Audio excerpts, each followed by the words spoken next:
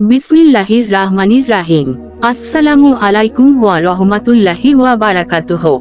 আজ আমি আপনাদের সঙ্গে একটি অনুপ্রেরণামূলক গল্প শেয়ার করতে চাই।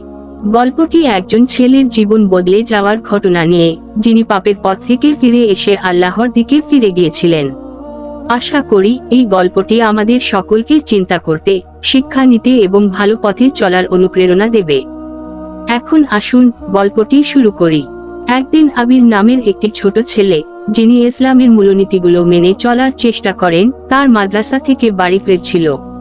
পথে একটি পুরানো ব্যাগ পড়ে থাকতে দেখে সে থেমে গেল। কৌতূহলবশত ব্যাগটি খুলে দেখে তাতে অনেক টাকা আর সোনার গয়না। আবির জানত এগুলো কারো হারানো সম্পদ।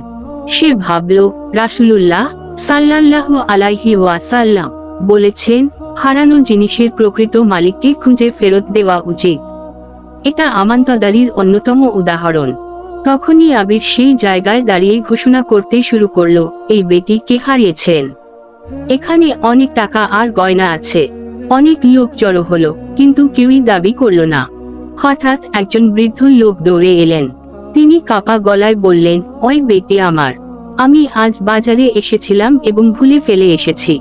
এটা আমার মেয়ের বিয়ের জন্য জমানো টাকা। আবির তার পরিচয় যাচাই করে বেটি ফেরত দিয়ে দিল। বৃদ্ধ লোকটি আনন্দে কেঁদে ফেললেন এবং বললেন, বাবা, তুমি সত্যিকারের একজন সৎ মুসলিম। আল্লাহ তোমাকে বরকত দান করুন।